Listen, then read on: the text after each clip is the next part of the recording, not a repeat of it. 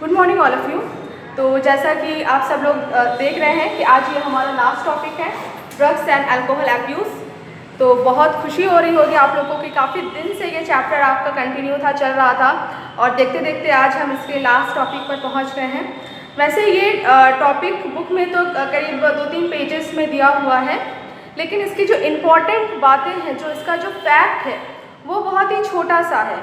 लिखने के लिए इसमें बहुत कुछ है, ठीक है। क्वेश्चन अगर आपके बोर्ड एग्जाम में, जनरली इससे क्वेश्चन बोर्ड एग्जाम में ही पूछे जाते हैं।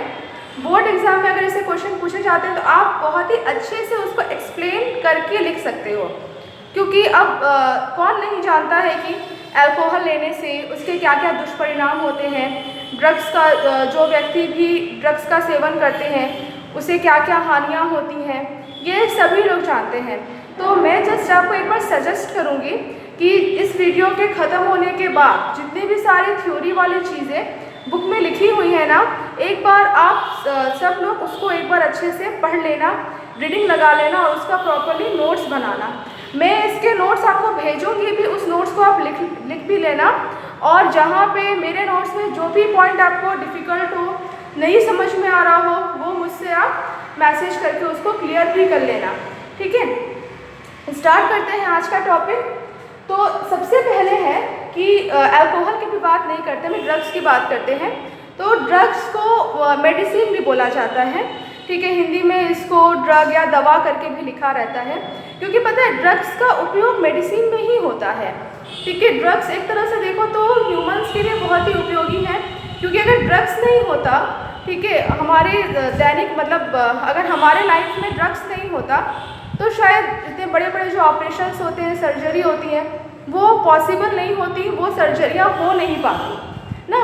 तो किन किन चीज़ों से, लेकिन उन्हीं ड्रग्स का उपयोग जब हम बहुत ही ज़्यादा मात्रा में करने लगते हैं या अननेसेसरी रूप से करने लगते हैं, केवल अपने आप को शांत रखने के लिए, अपने आप को अपने आप को खुश रखने के लिए, मतलब हमको अच्छा लगता है ड्रग्स लेना, तो वो एक तरह से एक नशा बन जाता है और उसका जो डीमेरिट है वो हमको दिखने को मिलता है, ठीक। तो यहाँ पे क्या है, ड्रग्स मेनली जो ड्रग्स है ये आपका प्लांट से मिलता है, मतलब जो ड्रग्स है उसको प्लांट्स के द्वारा प्राप्त किया जाता है। एक पॉइंट आप लोग याद रखना। उसके बाद है एनसीईआरटी में मुख्य रूप से 3 प्लांट्स का जो नाम लिखा हुआ है उसको आपको बहुत ही ध्यान रखना है, एक्चुअली स्टार्टिंग इसी से है। तो पहला क्या है, पहला आपका जो ड्रग्स का प्रकार है वो है कैनाबिनॉइड्स, ठीक है। कैनाबिनॉइड्स एक तरह का ड्रग्स होता है जो कि किस प्लांट से प्राप्त होता है, तो प्राप्त होता है कैनबिस सैटिवा के द्वारा, ठीक है, कैनबिस सैटिवा के द्वारा। कैनबिस सैटिवा का जो इनफ्लोरेसेंस होता है, इनफ्लोरेसेंस का मतलब आप क्या समझते हो? इनफ्लोरेसेंस का मतलब जो पुष्पक्रम होता है, अर्थात कोई एक प्लांट है, प्लांट में क्या होता है आपका, इस तरह से एक स्टेम होता है, और स्टेम में क्या होता है, इस तरह से फूल लगे होते हैं ना, फ्लावर, और फूल के लगे होने का एक क्रम होता है, जैसे यहाँ पे आपके बर्ड होते हैं, ये होते हैं। तो इसके इनफ्लोरेसेंस से क्या होता है, ड्रग्स को निकाला जाता है। अब ये कैनबिस सैटिवा के लीफ से भी, पत्तियों से भी ड्रग्स प्राप्त होता है, इसके रेजिन से भी ड्रग्स को निकाला जाता है। मतलब इसका रेजिन से मतलब है कि तने के भाग को छील के भी इसका मतलब ये ड्रग्स को प्राप्त किया जाता है, और फूलों से भी ड्रग्स को प्राप्त किया जाता है। मतलब पूरा पौधा एक तरह से क्या है, ड्रग्स का पूरा एक तरह से भरमार है, ठीक है। तो इसके पौधे से जो ड्रग्स को प्राप्त किया जाता है उसे आप अलग अलग नामों से सुनते होंगे, ठीक है। जैसे उसका नाम होता है हशीश, चरस, गांजा, ठीक। तो इन सब के नाम आपने सुने होंगे, हशीश, चरस, गांजा। पेपर में आदि निकलता है कितने किलो गांजा जो है करोड़ों रुपए का यहाँ से बरामद किया गया, तो इतने लाखों रुपए का चरस बरामद किया गया, ठीक है। न्यूज़ में भी दिखाता है कि लोग अवैध रूप से उसको लेके लोग जा रहे हैं, तो उसकी क्या हुआ, मतलब उसको प्राप्त किया गया, ठीक है। तो और इसका जो इफेक्ट होता है, मतलब अगर कोई आपसे पूछे कैनाबिनॉइड्स का, ये सब कैनाबिनॉइड्स का ही नाम है, ये सब लोकल नाम है, ठीक है। इसका अगर कोई आपसे पूछे कि कैनाबिनॉइड्स एक प्रकार का क्या है, एक प्रकार का ड्रग्स है, किस पौधे से प्राप्त किया जाता है, तो कैनबिस सैटिवा के इनफ्लोरेसेंस के द्वारा उसको प्राप्त किया जाता है। इनफ्लोरेसेंस का मतलब क्या होता है, पुष्पक्रम को ही हम इनफ्लोरेसेंस का नाम देते हैं। अब कैनाबिनॉइड्स कितने नामों से जाना जाता है। तो इसको हशीश, चरस, गांजा, ये तीनों जो चीज़ें होती हैं वो एक ही प्लांट से प्राप्त की जाती है और वो प्लांट्स का क्या नाम है? कैनबिस सैटिवा उस प्लांट का नाम होता है। ठीक है। अब दूसरा, और हाँ, यहाँ पे मैंने ब्रेन लिखा हुआ है, तो ब्रेन का क्या यहाँ पे काम है कि इसके जो रिसेप्टर, क्योंकि कोई आपसे पूछे कि कैनाबिनॉइड्स का जो इफेक्ट होता है वो बॉडी के किस पार्ट पे होता है, तो आपका आंसर होगा ब्रेन पर होता है।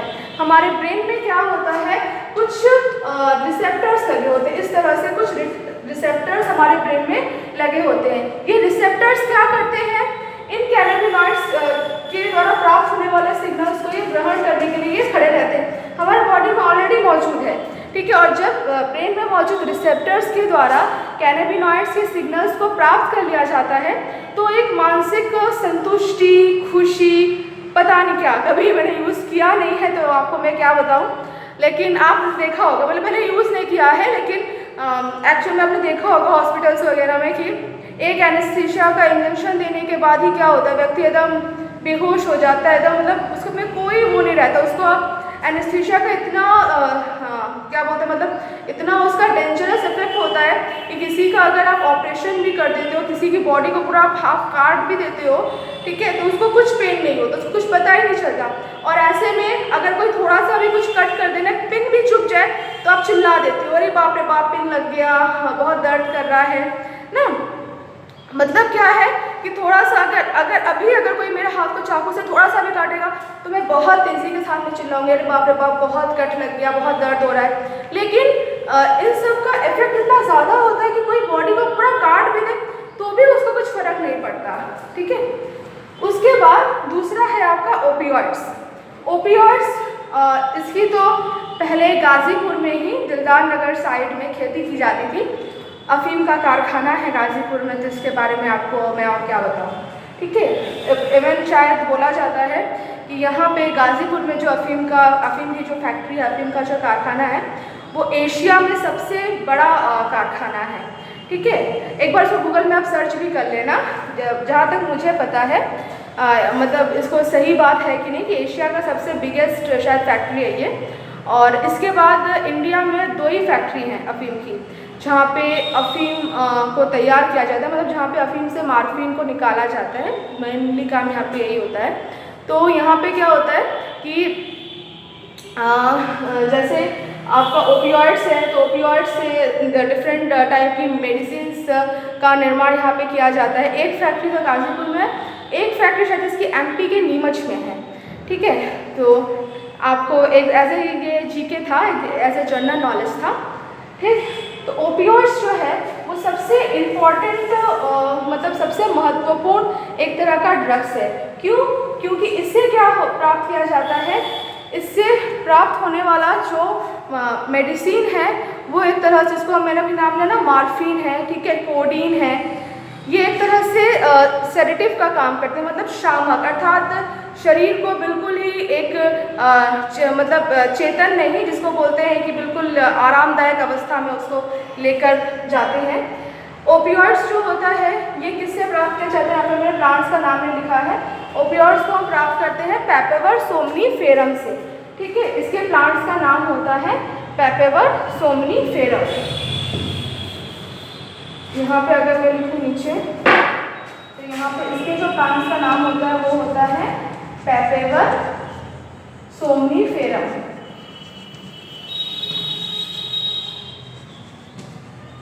पैपेवर सोमनीफेरम अंडरलाइन हम जरूर करते हैं बिकॉज ये साइंटिफिक नेम है। तो पैपेवर सोमनीफेरम के इसमें क्या होता है, इसके जो फ्लावर्स होते हैं ना, आपने कभी कपास का देखा है, इसमें कैप्सूल लगे होते हैं, उसके फ्लावर में इस तरह से कैप्सूल होता है, इस तरह से गोल राउंड कलर का, इससे राउंड तो पूरा अच्छे से नहीं बना, इस तरह से गोल राउंड इसके कैप्सूल होते हैं। और कैप्सूल से हम अफीम कैसे निकालते हैं, क्या करते हैं ना, जो किसान लोग होते हैं जहाँ पे अफीम की खेती की जाती है, अफीम नहीं बोलते, हम बोलते हैं पोस्ते की खेती की जाती है। ठीक है। पोस्ते के बीज लोग छिड़क देते हैं और उससे पोस्ते का पौधा निकलता है। पोस्ते का ये जो कैप्सूल रहता है, इसको सुबह या शाम को लोग इस तरह से लोग चीर देते हैं, मतलब थोड़ा थोड़ा इसमें कट लगा देते हैं, कटिंग मार देते हैं। क्या होता है, कटिंग मारने से इसमें लैटेक्स निकलता है, दूध निकलता है। लैटेक्स मतलब होता है दूध निकलता है। वो दूध सुबह होने सूरज उगने से पहले ही इसके पास और यहाँ पे इस तरह से सूख जाता है, और जो किसान लोग होते हैं क्या करते हैं, इसको यहाँ से खुरच के उसको निकाल लेते हैं। वो एक तरह से आपको अफीम होता है। फिर उसको कलेक्ट किया जाता है। कलेक्ट करने के बाद उसको फिर फैक्ट्रीज में भेजा जाता है। फैक्ट्रीज में उसका शुद्धिकरण होता है, मतलब उसको प्योर किया जाता है, और प्योर करने के बाद उसे डिफरेंट टाइप के एनेस्थीसिया, मॉर्फिन, कोडीन मेडिसिन का निर्माण किया जाता है। इसी ओपियोइड्स का यूज़ हॉस्पिटल्स में होता है। ये जो हॉस्पिटल्स की हम बात कर रहे हैं जिससे कि एनेस्थीसिया वगैरह बनाए जाते हैं, वो इसी ओपियोइड्स का यूज़ करते हैं। बहुत ही इसका खतरनाक इफेक्ट होता है, ठीक है। इसका इफेक्ट होता क्या है, हमारे CNS पर होता है, central nervous system. Central nervous system 2 parts में डिवाइड हो जाता है ना, ब्रेन और स्पाइनल कॉर्ड, यानी कि दोनों पे इसका इफेक्ट होगा, ठीक है। आप कभी जब अगर देखे होंगे जिसको भी एनेस्थीसिया वगैरह ऑपरेशन से पहले दिया गया है, तो पहले क्या होता था कि आप अपने पेरेंट्स से सुना होगा, उसको रीढ़ की हड्डी में दिया जाता था। तो रीढ़ की हड्डी में देने के बाद जैसे उसको दिया जाता है ना, पूरा जैसे लगता है कि कुछ झन से कुछ गुजरा, रीढ़ की हड्डी से, ब्रेन से पूरा, और एकदम से लगता है कि बॉडी का मतलब बॉडी का कुछ पार्ट है ही नहीं, ऐसा फील होता है। मैंने सुना है, आप लोग भी कभी ना कभी किसी ना किसी, जिसका भी कभी लाइफ में ऑपरेशन हुआ होगा और जिसको भी एनेस्थीसिया दिया गया होगा, उसको आपने सुना होगा। जैसे लोग बोलते हैं लोकल एनेस्थीसिया, फुल एनेस्थीसिया। तो लोकल एनेस्थीसिया क्या होता है, पर्टिकुलरली किसी जिस पार्ट का ऑपरेशन करना होता है उसी पार्ट में दिया जाता है। सपोज करो कि आपका कमर का ऑपरेशन करना है या स्टमक का ऑपरेशन करना है, तो प्रॉपरली उसी स्टमक वाले पार्ट में ही एनेस्थीसिया दिया जाता है, उसको बोलते हैं लोकल एनेस्थीसिया। तो जब दिया जाता है ना बॉडी में, तो ऐसा फील होता है कि मतलब उतना पार्ट, मतलब बॉडी के नीचे का उतना पार्ट है ही नहीं, ठीक है। उसके बाद धीरे धीरे जब फिर से जब मतलब इसका प्रभाव जब कम होने लगता है, उसके बाद फिर धीरे धीरे फील होता है, थोड़ा पेन भी फील होगा, ठीक है। और पेन किलर जो बनाए जाते हैं, पेन किलर भी एक तरह से ड्रग्स ही हैं। वो क्या करते हैं, आपने सुना जैसे बहुत लोगों को इसमें स्टमक का पेन होता है, ठीक है। तो वो लोग क्या करते हैं पेन में, कि वो लोग पेन किलर, डॉक्टर्स मेनली उनको पेन किलर लिख के दे देते हैं, और वो खा लेते हैं, और उसको लगता है कि अरे बड़ा आराम हो गया, डॉक्टर ने तो बहुत अच्छी मेडिसिन हमको लिख के दी है। लेकिन फिर उसकी आदत पड़ जाती है उसको पेन किलर को लेते लेते। पेन किलर प्रॉपरली उस दर्द वाली जगह पे कुछ असर नहीं करता है, ठीक है। अगर आपके पैर में चोट लगी है या अगर आपके कहीं भी चोट लगी है, दर्द हो रहा है, आपने पेन किलर खा लिया, तो पेन किलर उस जगह पे कुछ इफेक्ट नहीं करता है। उसका इफेक्ट का पार्ट होता है CNS। वो क्या करता है, हमारे CNS को, मतलब हमारे ब्रेन और स्पाइनल कॉर्ड को ही ब्लॉक कर देता है, जिससे जो न्यूरोट्रांसमीटर होते हैं, एक न्यूरोट्रांसमीटर का नाम लिखा हुआ है बुक में, डोपामिन, ठीक है, डोपामिन। तो डोपामिन को क्या करता है, वो एक तरह का वो न्यूरोट्रांसमीटर जो कि सिग्नल्स को एक जगह से दूसरी जगह पे ले जाके पहुंचाता है, तो उसको वो ब्लॉक कर देता है। वहाँ पे क्या होता है, वहाँ पे ब्लॉकेज हो जाती है, तो हमारे ब्रेन तक वो सिग्नल जाता ही नहीं है कि पर्टिकुलरली किस बॉडी का ऑर्गन में पेन हो रहा है, और हम बड़े खुश हो जाते हैं, वहाँ डॉक्टर ने तो बहुत अच्छी मेडिसिन दी है, दर्द तो बिल्कुल गायब हो गया। कुछ टाइम बाद जब उस पेन किलर का असर धीरे धीरे कम होता है, तो फिर से हमें दर्द की अनुभूति होना शुरू होता है, फिर से लोग पेन किलर को लेते हैं। जैसे डॉक्टर ने देखे होंगे कि डॉक्टर्स लोग जो होते हैं वो पेन किलर को सुबह शाम लिखते हैं, सुबह लेना है क्या, क्योंकि सुबह वाले जब कोई भी पेन किलर लेते हैं ना, तो उसका इफेक्ट जो होता है शाम तक आता है, कुछ कम हो जाता है, ठीक है। फिर शाम में लोग जो लेते हैं उसका इफेक्ट सुबह तक रहता है, फिर सुबह, तो इस तरह से मतलब पेन किलर्स का यूज़ किया जाता है। तो एक तरह का और कुछ नहीं, तरह का ड्रग्स ही है, ठीक है। उसके बाद GIT पे भी इसका इफेक्ट होता है, गैस्ट्रो इंटेस्टाइनल ट्रैक्ट, ठीक है। गैस्ट्रो इंटेस्टाइनल ट्रैक्ट, GIT का फुल फॉर्म लिख लेना आप लोग। इससे क्या होता है, हमारा जो भी गैस्ट्रो इंटेस्टाइनल ट्रैक्ट है वो कौन कौन सा है, हमारा पूरा इसोफेगस है, ठीक है, हाँ, स्मॉल इंटेस्टाइन, लार्ज इंटेस्टाइन, ये सब में भी क्या होता है, इन सब को भी ये ओपियोइड्स के द्वारा बिल्कुल शून्य कर दिया जाता है। सेंसेशन इस पार्ट में बिल्कुल क्या होता है, समाप्त कर दिया जाता है।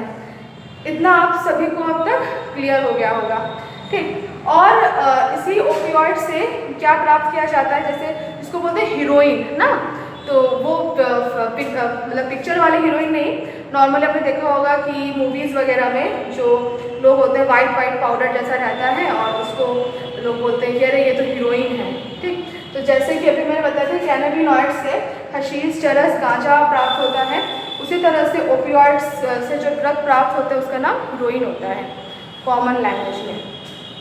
उसके बाद तीसरा है कोका एल्केलॉइड। कोका एल्केलॉइड जिसको कि आप लोग नॉर्मल भाषा में इसको कोकेन करके भी लिखा रहता है, कोकेन का भी नाम आपने सुना होगा। तो ये भी एक प्लांट से प्राप्त होता है, इसको कोका प्लांट भी बोला जाता है और इसका बॉटनिकल नेम होता है यूराइथ्रोजाइलम कोका, यूराइथ्रोजाइलम कोका। ठीक है, तो यूराइथ्रोजाइलम कोका के प्लांट से क्या होता है, कोकेन को प्राप्त किया जाता है। ये भी एक तरह का ड्रग है जिसका कि काम क्या होता है, हमारे न्यूरोट्रांसमीटर को बिल्कुल ही ब्लॉक कर देना। ठीक, तो ये तो आपने आज ड्रग्स के बारे में पढ़ लिया। अल्कोहल क्या होता है, आप लोग मतलब जब बुक्स में उसके बारे में पढ़ोगे तो आपको समझ में आएगा कि अल्कोहल का किस तरह से बैड इफेक्ट हमारे लीवर के ऊपर पड़ता है, हमारे ब्रेन के ऊपर पड़ता है और धीरे धीरे हमारा जो इंटरनल जो ऑर्गन्स है, पार्ट्स है, वो धीरे धीरे डिस्ट्रॉय होते रहते हैं। इन सारे ड्रग्स से, अल्कोहल से हमारी इम्यूनिटी सिस्टम भी बहुत बुरी तरह से प्रभावित होती है, क्योंकि इन्नेट इम्यूनिटी का काम क्या है, एंटीबॉडीज़ का संश्लेषण करना, एंटीबॉडीज़ को बनाना। तो जब हम इस टाइप के ड्रग्स लेते हैं ना, तो एंटीबॉडीज़ का मतलब एंटीबॉडीज़ को हम बना ही नहीं पाते हैं। तो आज आपका ये चैप्टर पूरी तरह से कंप्लीट होता है। आपको कैसा लगा पूरा होल चैप्टर, समझ में आया कि नहीं आया? आप फिर से सारे क्वेश्चंस को लिख के आप भेजना पूरे होल चैप्टर में से कि ये चीज़ें नहीं समझ में, लेकिन एक साथ नहीं, थोड़ा धीरे धीरे, मतलब एक साथ जब 10-20 हो जाता है तो बहुत प्रॉब्लम हो जाती है पढ़ने में भी। देख लेना कि अगर कॉमन क्वेश्चन लोगों ने पूछा हुआ है तो उसको दोबारा मत पूछना, मतलब एक क्वेश्चन किसी ने पूछ लिया है तो आप उसको दोबारा मत पूछना, फिर मैं उसका जवाब आपको दे दूँगी। और बहुत ईजी चीज़ हो, अगर खुद समझने लायक हो तो आप उसको खुद से समझ सकते हो। इसके नोट्स बहुत ही इंपॉर्टेंट है बोर्ड एग्ज़ाम के पॉइंट ऑफ व्यू से, तो उसको आप अच्छे से प्रिपेयर कर लेना और अच्छे से रहना और भगवान से प्रार्थना करते रहना कि जल्दी से कोरोना वैक्सीन, मतलब ये जो कोरोना वायरस उसकी वैक्सीन आ जाए और बस सेफ रहना। तो आज के लिए बस इतना ही, और इसको अच्छे से पढ़ना, समझना, कितना समझ में आया, कितना नहीं समझ में आया, उसको कमेंट करके बताना। Thank you.